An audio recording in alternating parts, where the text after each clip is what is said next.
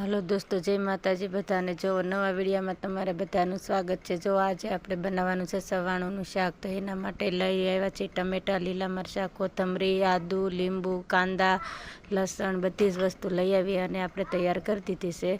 तो हवे आपणे बनाववानुं छे सवाणुंनुं शाक। पहेला आपणे कापी नाखशुं धाणा। धाणा कापी अने पछी आपणे बीजो मसालो कापीए।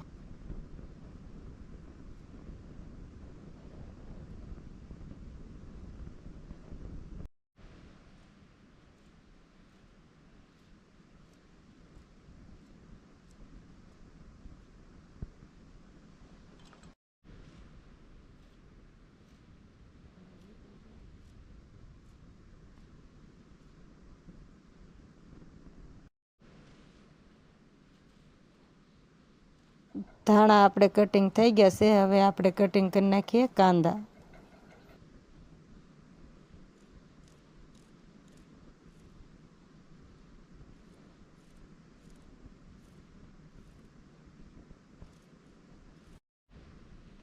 कांदा पण आपणे कटिंग थई गया छे। हवे आपणे कटिंग करवाना छे લીલા મરચાં 2 થી 3।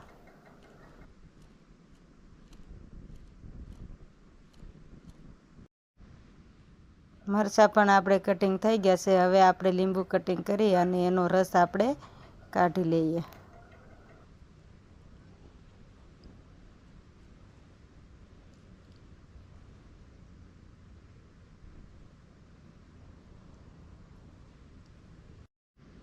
આપણે લીંબુનો રસ પણ આપણે કાઢી નાખ્યો છે। હવે આપણે કટિંગ કરવાનું છે આદુ। આદુ પણ આપણે કટિંગ કરી નાખીએ।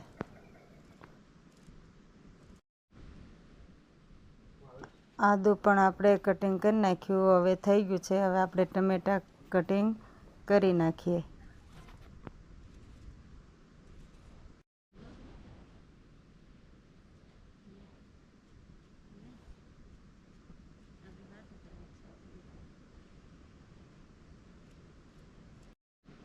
આપણે જો બધી વસ્તુ કટિંગ કરી અને તૈયાર કરી નાખ્યું છે।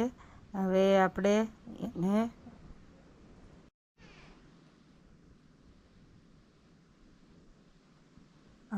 મૂકી દઈશું પહેલાં ચૂલે કડાઈ।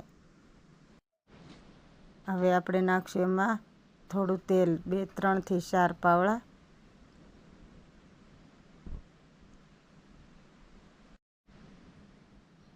હવે એમાં નાખશું આપણે 2 ચમચી જીરું।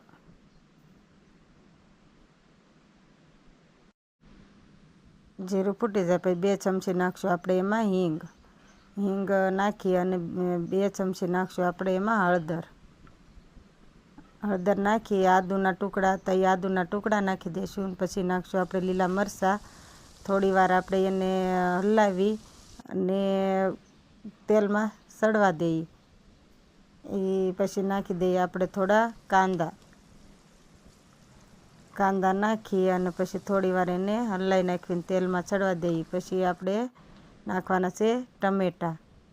ટમેટા નાખી અને થોડી વાર આપણે એને હલાવી અને ચડવા દેવાના છે।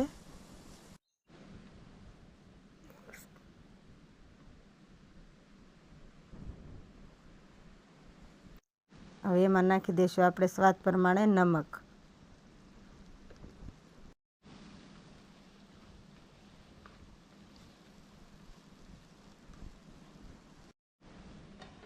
હવે આપણે થોડી વાર ઢાંકી અને મૂકી દઈએ।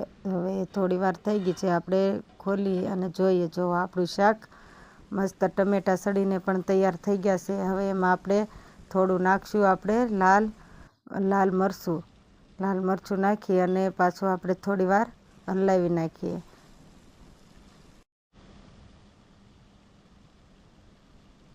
હવે એમાં નાખી દઈશું આપણે આ લીંબુનો રસ કાઢ્યો તો એ લીંબુનો રસ નાખી અને પછી આપણે નાખી દઈએ એમાં થોડુંક પાણી નાખી અને હલાવી અને થોડી વાર એને આપણે ઉકળવા દઈશું। ઉકળી જાય, ઉકળી ગયું છે આપણે જો પાણી ઉકળી અને તૈયાર થઈ ગયું છે। હવે આપણે એમાં નાખી દઈશું સવાણું નાખી અને પછી આપણે એને હલાવી અને આપણે એને થોડી વાર આપણે એને ઉકળવા દેવાનું છે.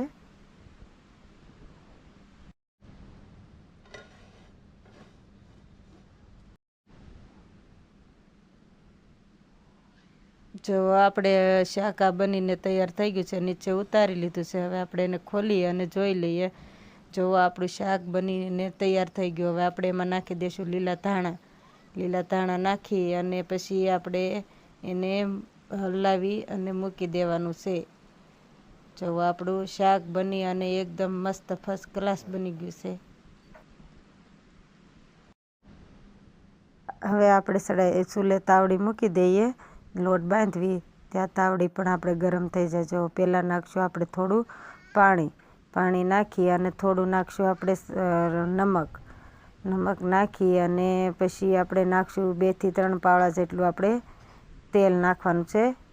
તેલ નાખી અને પછી આપણે સાળવાનો છે ઘઉંનો લોટ. જો આપણે રોટલીનો લોટ છે, તો હવે આપણે એને ચાળી નાખીએ.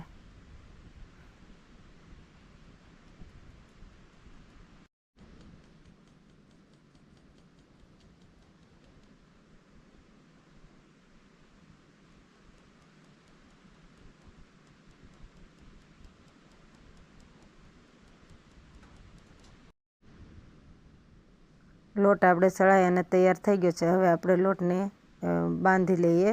થોડું આપણે પાણી નાખતા જઈએ અને લોટ તૈયાર કરી દઈએ.